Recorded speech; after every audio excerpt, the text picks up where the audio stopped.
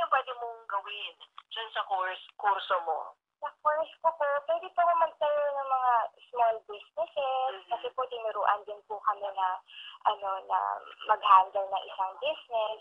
So which is good din po. More on pwede rin po sa advertising, yung mga ganun po, marketing. Yun, sa mga magazine, ano? Opo, mga magazine. Katulad ka po, nagkaroon po ako ng experience po sa isang magazine nagkaroon po ako ng internship. So na-expose din po yung mga paano po nila kinamamalakad yung mga kanilang paggawa ng magazine. So marami pong maaaring magawa sa course na yun. Nasabi mo dun sa profile mo na parang nag-intern ka rin sa isang salon. So ibig sabihin, covered mo pati yung hair and makeup? Opo, actually po, I'm working in a salon right now. Okay. Pinapadala po nila ako for training. So, ang passion ko po talaga kasi is overall makeover po na talagang hindi lamang po sa damit, pati po yung makeup at saka hair. Sa totoo lang po, siguro po, I was in high school, I started cutting hair, lahat po ng makita ko na hair na mga friends ko, sinakat ko na po yun, for free po yun, wala pong bayad.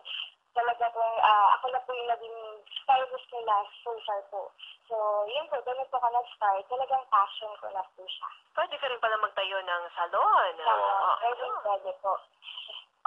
Di ba, I'm sure nakakapanood ka ng mga programa sa television, ano? Dahil nabanggit mo yung salitang makeover. Oo nga. Dahil usong-uso yan, na hindi lang, Reality show. oo, hindi lang sa tao, pati mga bahay, kotse, lahat pinamakeover, ano? Oo. So, yan ba, isa rin sa maaari mong magawa later on, bukod din Pwede sa... din po, kung iaalay ng Lord na na-expose ko sa ganung trabaho, gaya na po, okay na okay po.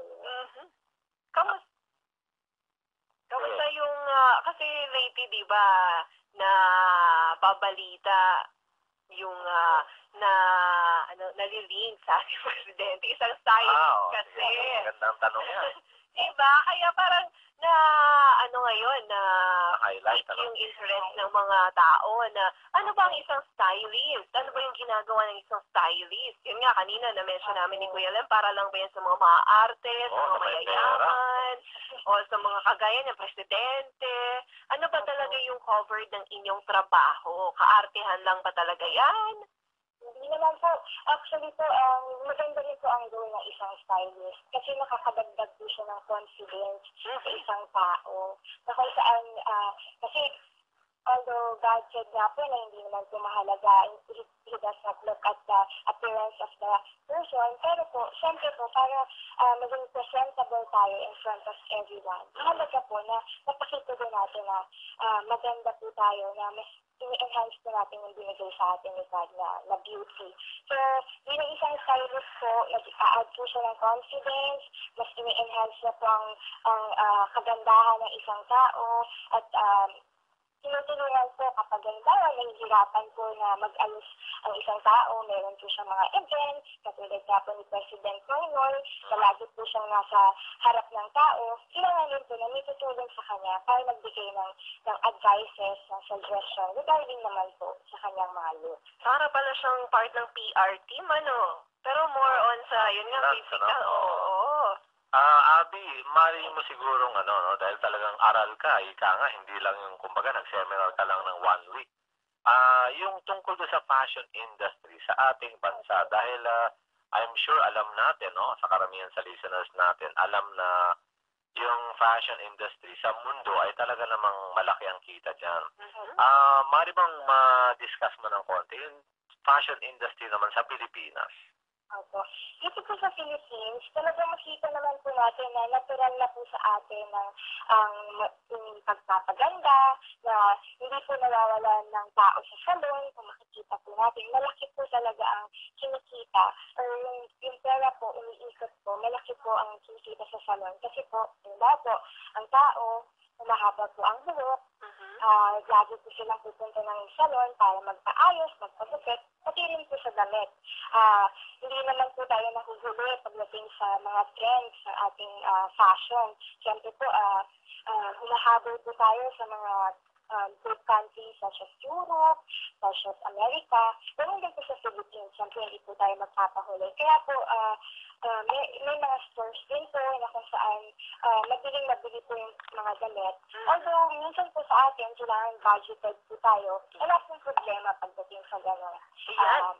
Na-mention mo kasi yung tungkol sa pagbabudget. Pwede ba? Posible ba na ang isang tao ay maging fashionable at the same time ay nakakatipid? Oo, sabi nga ng mga Amerikano, without breaking the bank. So, pwede po. Hindi po kailangan maging shopaholic ang isang tao para lang maging fashionista. Marami pong mabibilang, lalo na po dito sa atin dahil po marami pong mga nagpo-produce ng damit dito, murang-mura po ang ating mga damit, nakakabili po tayo sa Divisoria, kung saan-saan, at hindi rin po masamang pumunta sa mga ukay-ukay, kasi po minsan nakakakita tayo ng mga branded na mga gamit po, na hindi naman po talaga gamit na gamit, maganda pa, na kung saan unique, wala ka pa pong kapareho. At saka hindi naman po kailangan na mahal po yung damit na kasuotan nyo. Kasi po, it all matters po kung paano nyo po dali na isang damit, kung paano nyo po siya i-project, i-carry, at yung confidence po ang nagbibigay buhay sa isang damit. Yung mga kilala kasing stylist, meron silang parang mga fashion must-haves. Halimbawa, si Tim Gunn, meron siyang listahan, yung 10 essential. Halimbawa, yung mga blazer, tapos yung day dress, meron siyang black, yung LBB, kung tawagin nila, o kaya naman ay yung mga white na shirt. Para sa iyo, ano yung essentials ng isang working na, babae muna tayo. Sige, babae. Yung lalaki naman. Ngayon po, usong-uso po, makikita natin kahit saan, yung floral dresses, yung mga mabulaklak po ng mga skirts, mga dresses, ganyan. Yan po ang uso ngayon na kung saan po, po yung skirt na floral, you can match it with mga plain shirts or plain blouses, na kung saan maganda po siya sa mata, eye-catchy po siya. Pwede rin naman po, uso-uso po ngayon, yung denim po na jacket, o kaya mga bolero, na kung saan you can shirt.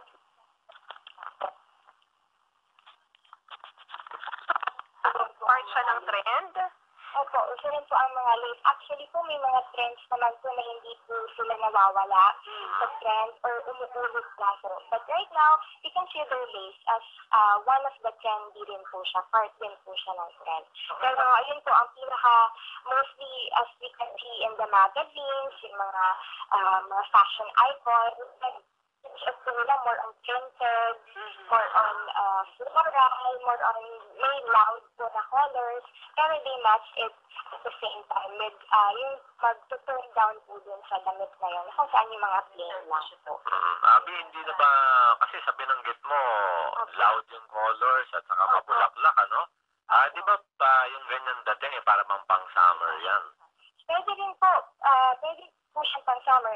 Sa atin naman po, there's always a sun, so okay lang din po natin siyang isuot kahit mga any time of the day. Kasi ang mahalaga po doon, hahaluan po natin siya na kung saan, po kung summer or biglang umulan, we have our jacket na kung saan denim, na kung saan po mag-even out din po sa ating damit. Or cardigan. Di ba marami ako nakikita cardigan na yun? Sa mga kalalakihan, ano yung staple dapat sa kanilang wardrobe? Yung masasabi na makabago ang dating niya. Ano ba ang meron siya? For the guys, their basic clothes would be a polo shirt, a shirt.